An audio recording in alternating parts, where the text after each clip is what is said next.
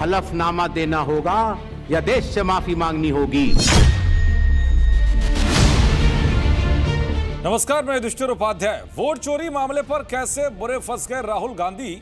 आखिर राहुल गांधी ने ऐसी क्या गलती कर दी कि चुनाव आयोग को बड़ा मौका मिल गया? चुनाव आयोग ने राहुल गांधी को क्या अल्टीमेटम दिया है कि पूरी पार्टी में हड़कंप मच गया है? सोनिया गांधी के वोट पर बीजेपी ने दिए ऐसे सबूत कि सब चौंक गए। और वोटर लिस्ट वाले मुद्दे पर अखिलेश यादव की एंट्री ने राहुल गांधी का कैसे बिगाड़ दिया खेल? आखिर बिहार में राहुल गांधी से मुलाकात कर वोट कटने की शिकायत करने वाली महिला रंजू देवी सच्चाई आते ही कैसे पलट गई? दरअसल पिछले कुछ दिनों से वोटर लिस्ट में हेरफेर और वोट चोरी का मामला गरमाया हुआ है। राहुल गांधी ने हाल ही में सबूत देते हुए चुनाव आयोग और बीजेपी पर वोट चोरी करने का आरोप लगाया। साथ ही उन्होंने बेंगलुरु के महादेवपुरा विधानसभा क्षेत्र के आंकड़े भी रखे, जिसके जरिए उन्होंने दावा किया कि किस तरह से वहां पर चुनाव में हेराफेरी की गई।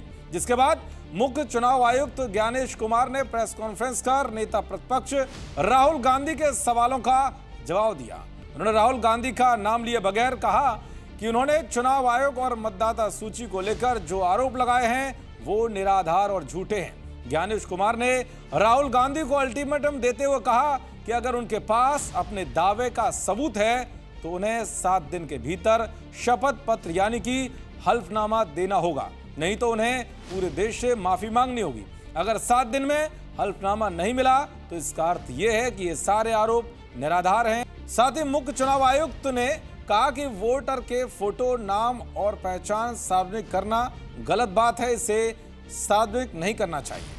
तो वहीं चुनाव आयोग के अल्टीमेटम के बाद राहुल गांधी ने धमकी दी है। उन्होंने कहा है कि हमारी सरकार आई तो देख लेंगे।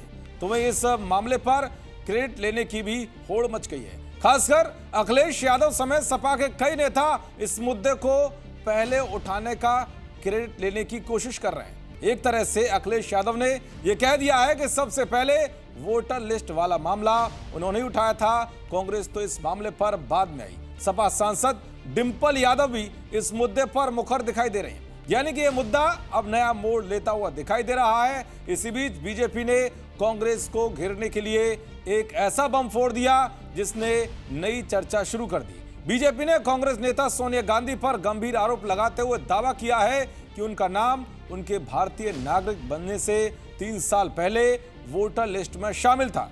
बीजेपी सांसद अनुराग ठाकुर ने प्रेस कॉन्फ्रेंस में कहा था कि इटली में जन्मी सोनिया गांधी का नाम 1980 में वोटर लिस्ट में जुड़ गया था, जबकि वो 1983 में भारतीय नागरिक बनी थी।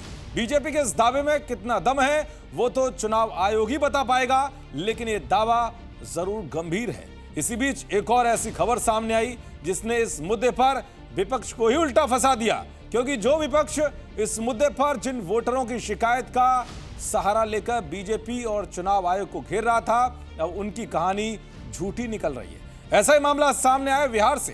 दरअसल कांग्रेस की मतदाता अधिकार यात्रा के दौरान राहुल गांधी से मुलाकात कर वोट कटने की शिकायत करने वाली महिला रंजू देवी के दावे की ऐसी हकीकत सामने आई है जिसने सबको चौंका दिया। एक रिपोर्ट के मुताबिक जांच में पता चला है कि रंजू देवी और उनके परिवार का नाम वोटर लिस्ट में मौजूद है, यानी कि उनका नाम वोटर लिस्ट से नहीं कटा है। यही नहीं बल्कि रोहतास जिले की रहने वाली रंजू देवी ने खुद बताया है कि उनके वार्ड सचिव ने कहा था कि उनका और उनके परिवार का नाम मतदाता सूची में नहीं है। सचिव ने यह भी कहा था कि राहुल गांधी यात्रा पर आए हैं, उनसे मिलकर इस बारे में बताओ। इसके बाद ही वो कांग्रेस नेता से जाकर मिली और अपना पक्ष रखा। रंजू देवी ने साफ किया है कि जब उन्होंने खुद लिस्ट देखी तो पाया कि उनका नाम मतदाता सूची में मौजूद है, यानी कि उनका वोट नहीं कटा है। उन्होंने स्वीकार किया है कि वार्ड सचिव के कहने पर ही वो राहुल गांधी के पास जाकर ये शिकायत करने बैठी। कुल मिलाकर साफ है कि वोटर लिस्ट मामले पर कहीं ना कहीं सच्चाई की बात कम, राजनीति ज्यादा हो रही है। अब देखना यह होगा कि चुनाव आयोग के अल्टीमेटम पर राहुल गांधी कैसे हल्फनामा देते हैं। देखते रहिए जी न्यूज। नमस्कार। जी न्यूज।